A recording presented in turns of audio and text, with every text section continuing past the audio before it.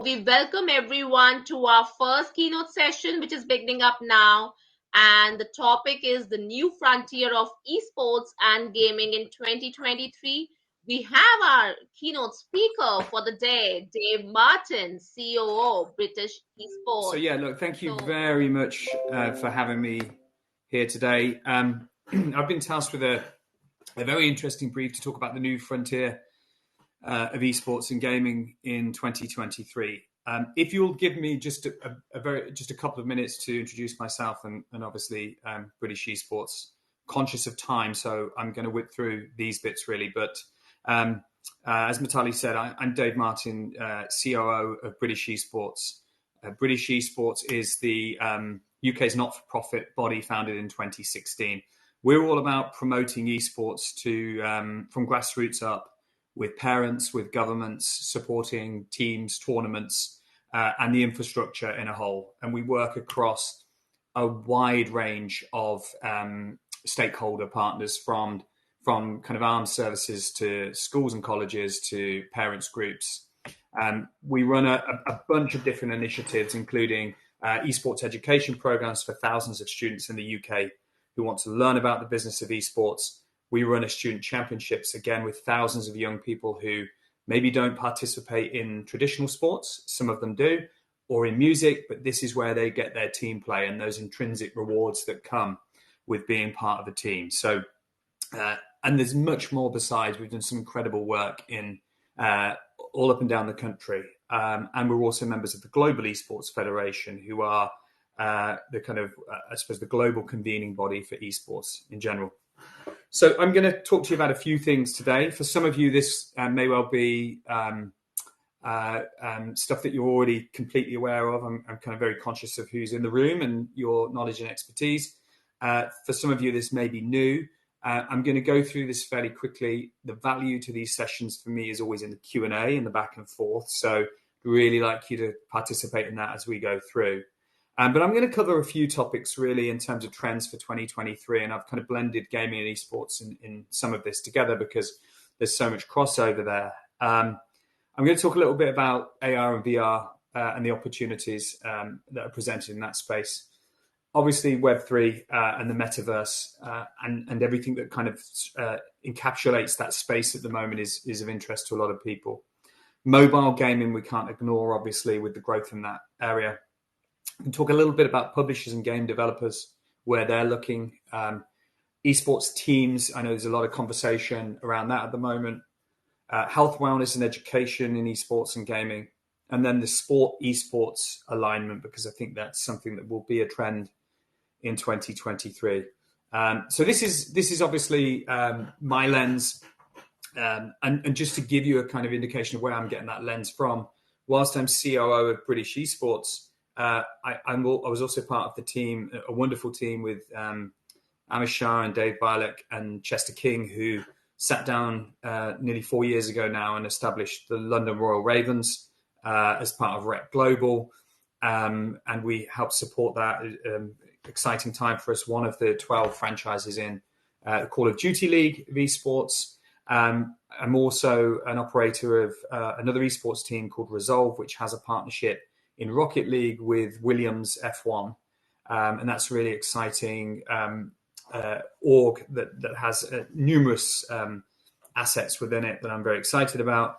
And I'm also recently taken a CEO role, not that I don't have enough to do in Esports Global, which is going to be a fund that promotes the ecosystem of esports by providing investment to the wider ecosystem. So that's, for the most part, beyond the team metric, which I think a lot of people see. It's about all of those things that plug in to the teams eventually competing at the tournament. So there's a kind of varied lens there. I have a tech background and an education background as well. So hopefully I can bring some value to your session today.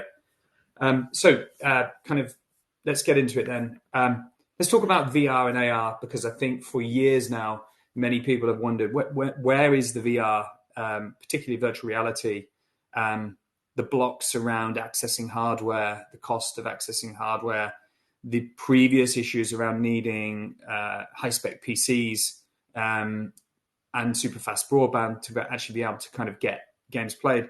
Times are changing slightly with Oculus and some of the products and other products that are out there at this moment in time. And I think we see that market kind of taking, some significant growth. I think statistics I had recently was about 7 billion in 2021. And that's going to increase to 55 billion by 2028 with a kind of CAGR of about 31%. And that's primarily going to be driven by the fact that hardware is just getting cheaper. So therefore, accessibility and access to that hardware is better than it's ever been as it kind of normalizes.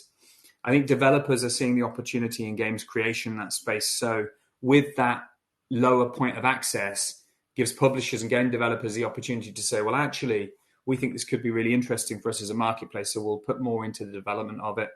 That's aligned to the 5G conversation as well, that access to high-speed broadband that can get directly into those headsets in the same way as we're seeing the advancement in mobile game development.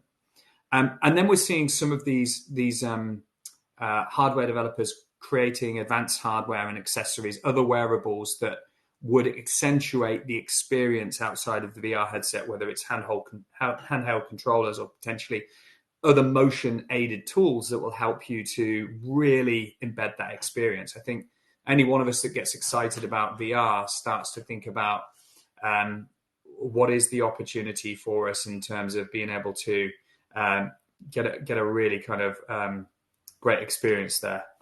And then kind of move into augmented reality. I think we've got, the next kind of level of things that are going on there. It doesn't have the same barriers of VR, but it does have this excellent opportunity to really kind of generate kind of in-game visuals, audio experience that just enhance the overall experience. I mean, we saw it a long time ago with Pokemon Go, but I think, again, you're seeing games developers and publishers look at AR and how it can really drive value. Moving on, conscious of time, the Web3 debate and that kind of decentralized world that's starting to come out now, allowing players an immersive, individually led experience in the game that allows them to collect, own assets, trade assets through things like NFTs and others through things like blockchain. A really exciting opportunity, very much at the outset at this moment in time. Metaverse and the multiple lands that sit there, Sandbox, Meta from Facebook, and many more are obviously interesting at the moment. I think if you look at Epic and others, they would claim that Fortnite has its own metaverse in terms of what it does. And I think certainly we're going to see, the next iteration of what happens in those spaces at the moment, and service providers that can drive more value to those services. What's also interesting, obviously, with Web3 and Meta is these opportunities to do things like play to earn, particularly through Web3. So you're going to see a lot of that at the moment. So that might be watching brands and advertising videos, that might be doing pieces of research and providing feedback for game developers and different things. So, really exciting area, and one that I think we should all be keeping an eye on moving forward. Mobile games market, again, really interesting. Obviously, we're seeing the continued growth in mobile. I think talking to some developers, publishers in the space, they've seen a slight slow of that growth trajectory. I think it's short term, and I think it's in relation to kind of macro economic trends at the moment, that just the fact that, money in pockets, so purchases and traditional kind of mobile in-app purchases have slowed down slightly. But I think the long-term trend is incredibly positive. I think you're going to see, and we've already seen some of it already in games, the kind of hybrid monetization models. So I think historically, from where I've seen it, you've had kind of two lenses. You've had the kind of free-to-play that are kind of loaded with ads and then you buy, or you have paid-for esports games and then you from there you kind of don't have the ads. I think you're going to see more of that integration between the two potentially moving forward, and that hybrid monetization model. We're obviously going to see 5G allowing for better game experience, where it puts less pressure on the handset and allows internet speed to provide better games and a better in-game experience. And of course, I think we all know this. We're going to see growth in those alternative markets, Asia, Africa, and beyond, where mobile phone penetration is much higher than PC, laptop, console gaming in the main. In terms of the publisher space, I think, again, we've got some really interesting things happening at this moment. I think you're going to see a continual growth in that space. I think the trajectory for the games market is, we're 200 billion right now. By 2030, we're talking about potentially 400 billion. I think that publishers will look at more acquisitions. Obviously, we're going through the Microsoft, Activision, Blizzard acquisition. Sony have made acquisitions, and I think there will be more of those to come. I think what will be interesting, again, when we look at what's happening in the world at the moment, it might be an interesting time for publishers to look at, and this isn't always the case, but we see it in certain areas. Potentially, there's been an overinflation in the gaming and esports market in terms of valuation of businesses. And I think those non-inflated acquisitions due to the economy could be exciting for publishers. So to get what we might consider to be the real price on some of these assets moving forward. Developers and publishers definitely going to be looking at more cross-platform titles. I mean, ultimately, the need for those publishers to actually be able to push into all of those marketplaces and establish their game is the most important thing. They need players constantly playing on those games so that they're in-game app purchasing or buying the next iteration of a game. Cross-platform is going to be one of the enablers to help them to do that. I think we're going to see more of the Epic-like and Ubisoft-like alternative partnerships within brands, within games, to increase the kind of brand awareness and game experience. I think that's a bit of a no-brainer in terms of being able to really push forward. So I expect to see more experiences in, Fortnite, Rocket League, Call of Duty, other games like that, where maybe in game you're actually hitting and accessing brand experiences. So I think that's really interesting. I also think, of course, there'll be an increased focus on mobile gaming and that whole experience.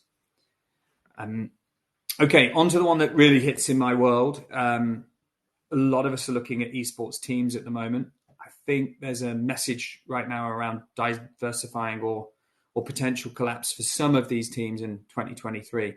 I want to stress that it's some teams. It's a number of those teams. There are some teams that have done very well in terms of diversifying their model. When we look at what Rec Global have done at the moment with their Infinite Reality merger, the reverse merger that happened at that time, that's widening their ecosystem and looking at bringing in technologies and solutions that underpin the fan engagement and the fan experience. So I think we've seen some of those. So I think that's going to be something that is a positive. I think from the other side, venture capital in teams is drying up or coming to its expiration date, where people right now are looking at that and saying, basically saying, we want to see a return on our money. And of course, at the moment, they can't see that return in the way that they were hoping to from the kind of investments they made maybe 7 to 10 years ago now, and in between. So there will be conversations happening at the moment around, well, if we're venture capital, are we looking at raising down rounds? Are we looking at mergers? Are we looking at other models? I think we might see one or two esports organizations that have listed maybe delist.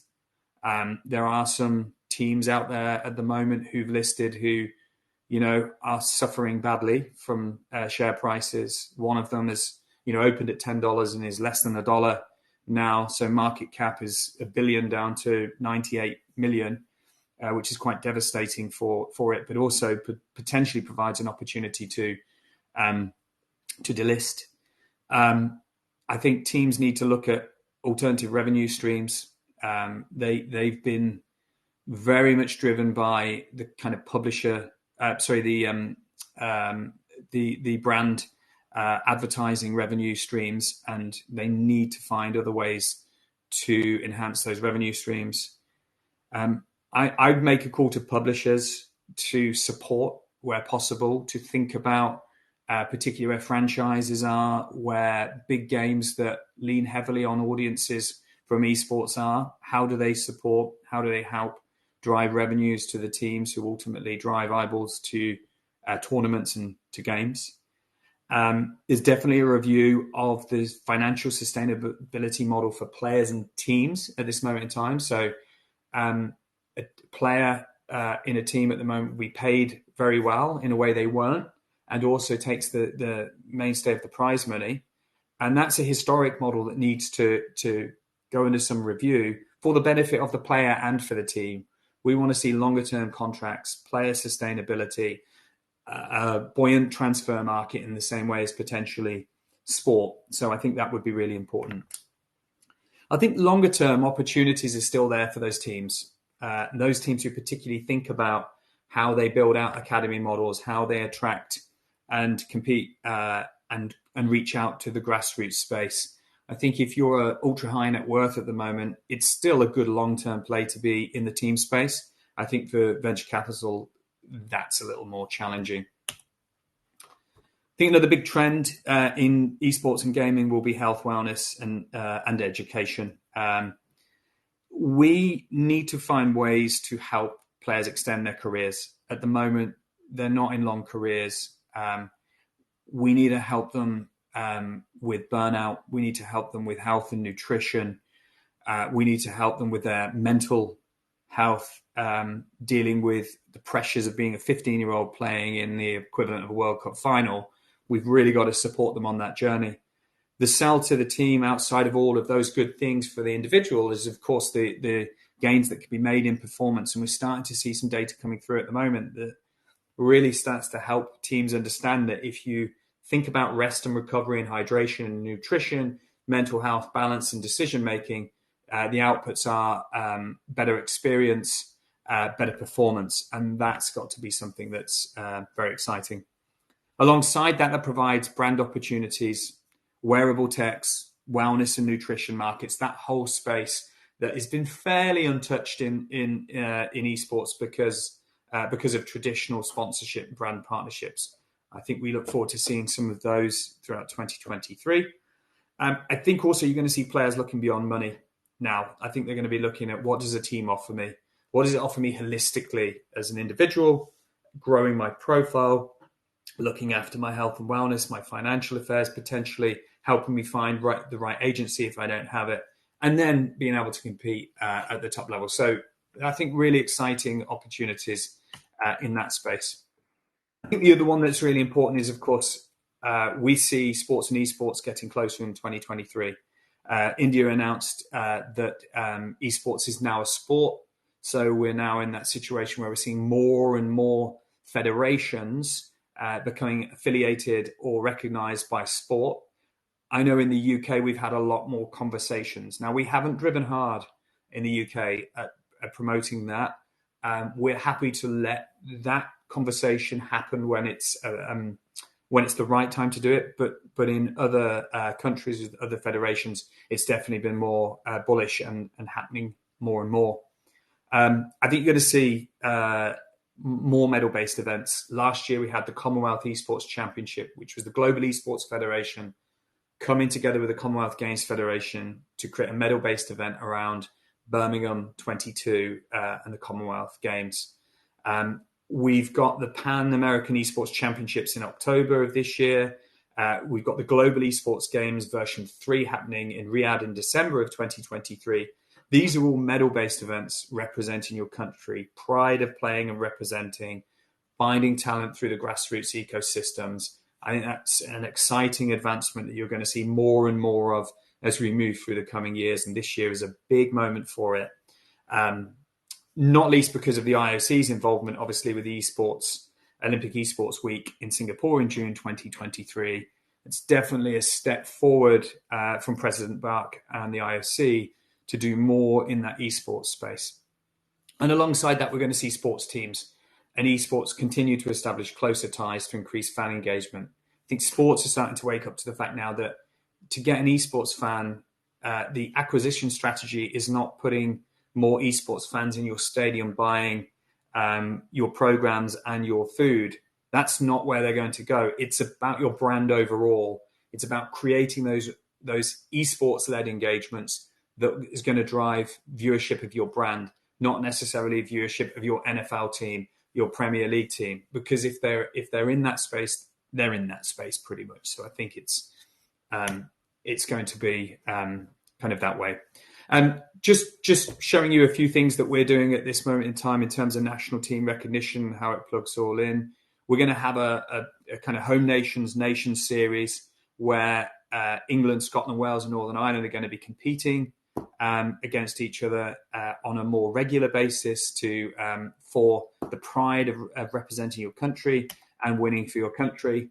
I just wanted to show you a few amazing images of, tearful and excited young people competing for medals, not money, which I think is a big step change for esports moving forward. One other step change I think you're going to see is more of this kind of stuff. So British Esports is going to launch its performance campus later this year. That's all about taking talent from a young age and giving them that performance route way, helping them develop all the skills they need holistically to be talented moving forward. So look, that's the end of my presentation. It's a whistle-stop tour, but I'm conscious of time. And I'd love to get into a few questions.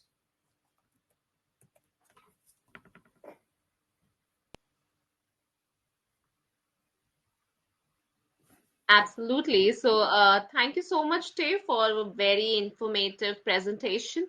And moving forward to the question and answer, let me check. We have one question which is coming up.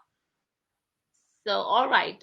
So we have one question from Inose Emmanuel Yukun. He says, what are some of your predictions for VR penetration in Africa, seeing that mostly mobile devices are the prevalent forms of market penetration? I think it's a good question, and one that, but honestly, I'm not sure I have the answer to at this moment in time. I think ultimately the challenge is going to be price point. I think when we get down to VR, definitely the price is coming down. I think if the price can come down, that's certainly going to open up a marketplace. I think there's no doubt in that from my perspective. But that's what it's all going to come down to at the end of the day. It's going to be that price per unit. I think if you can get the per unit price down, the opportunity for market penetration is definitely there. All right. So I hope, Inosa, that you have got your answer. And audience, do we have any more questions? So kindly join on screen by raising your hand on the left, and also, asking Q&A in the Q&A tab. All right. So we have one question from Debanjana. Do you think VR will play a bigger factor in the future than it is playing now in the gaming industry? I think so. I think all kind of metrics that I'm seeing at the moment certainly will start to kind of push towards the growth in that space. I think as I said, I think we've been curtailed by a few things. I think, one of the things about a VR experience is there's immersiveness in the headset. I think the challenges are cost. The challenges are for a lot of people being able to use a headset without having the kind of nausea that comes in that space. And I think the third one is how do we take that immersive experience of wearing a headset into some of the kind of top tier games where it isn't just a look and hold. You want to actually be able to potentially physically move or participate within those games, whether they're sports related games, whether they're first person shooters or different things. So I think we're seeing some of those technologies, but they're incredibly expensive. You can get a harness now so you can get full movement, but I think they're still about £10,000 to stand in, which is not really going to be helpful for many people.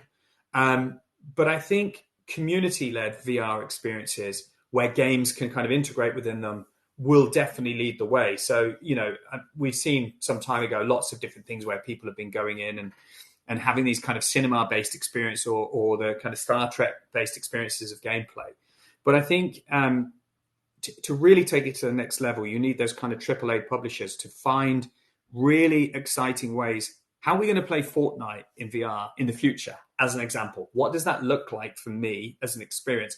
Can I do more in the build side of things? Can I actually physically do more in that space, and what does that look like? I think if we can break down those barriers, the kind of market penetration will accelerate a lot quicker, because everyone would love to be in that, to be really immersed in that experience. And I think VR does bring that next level of immersion.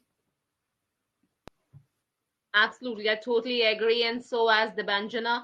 So Debanjana, I hope you got your answer. So we have next question, maybe quickly we can go to, that is, do you think, this is from Philip Planet, he says, do you think that European teams will have a chance of winning major titles in the near future in big games like LOL or Rocket League? Yeah, absolutely. Look, I think what I find as a Rocket League team owner who competes in our LCS, I hope it's sooner rather than later. I think when we look at the kind of global side of things in Rocket League, we've got teams like BDS, Vitality, who compete and win at the top tier in our LCS globally. So no problem in that. I think League of Legends, again, it depends how you see some of the teams. I see Rogue's team as a very European team, even though it's an American-owned org. It has a lot of European players in it. So I think yes. I think we perhaps aren't as funded as well as some other teams. And of course, when we look to Asia and League of Legends, there's that kind of inherent talent development pipeline, I think, that comes through. And then when you get to things like RLCS, a lot of our teams can't afford some of the transfer fees that perhaps a Gen G or other teams might be able to afford. So, or equally some of the salaries. So it does come down right now to some of it's a bit of a kind of money ball in terms of what's going on, who can afford to pay those. I think, as I've said earlier, as we get to this level now, I think it's getting quite close across the board in terms of ability. I think teams that start to adapt some of the things I've discussed before about nutrition, health, performance, analytics and management, thinking about team makeups and metrics, and not just necessarily the best three players. My experience of teams is not the best three players necessarily make the best team in the world. It's a bit like any other sports team. You need a mix of technical ability, and you also need balance in emotional capability. Who can handle the best under pressure when the chips are down and things are difficult? Who can really get together and do that? So I think if they can get that together, absolutely. Thank you so much, Dave, for putting in the thoughts. So, Philip, I hope you got your answer for the same. So, once said, Debanjana, I love LOL. Okay. And moving ahead to another question. This is the last question which we can take up. That is from Heen Scolter. Do you see esports in the future moving to a compilation of gaming and physical athletics using AR, VR systems, expanding, creating a limitless background with the sport? Yeah. So if I've got the question right, which I think I will have, is there's been a conversation for a while about, you've got kind of three elements almost to this space at the moment. You've got the traditional esports games, the League of Legends and the Rocket Leagues, that are either controller, keyboard, or mouse driven, and they require the technical skill of that individual. Then you've got the sports simulated type games like FIFA, NBA 2K, those kind of things, that you need an element of understanding of you have to have a strategic and tactical understanding of the game and how to play. If you play football and you don't understand the offside rule, for instance, but also understand how to build up play, so you've got that mix between the two. And then you've got the far end of it, which might be things like virtual cycling or rowing, things like Peloton Swift or whatever they might be. And I think when you get to that end, what we're really saying is, at the moment, there isn't enough blend between the game and the ability. So the best cyclists in the world will win the Zwift competition because they're the best cyclists in the world. So there's not really a lot of gamification to that other than you're putting what is a physical activity into a virtual environment.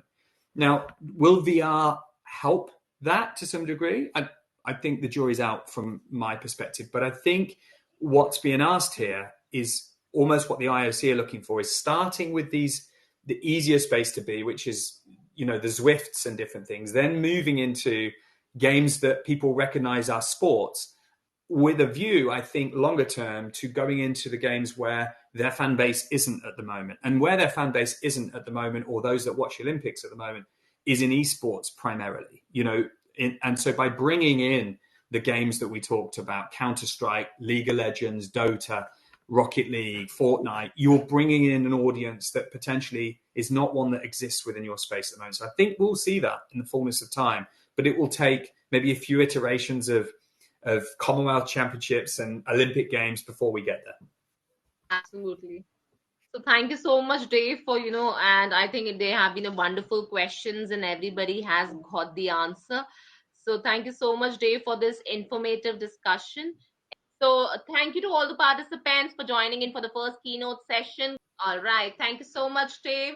Thanks Thank for you. your joining up today with the Digital Confex at a Gaming and Animation Confex.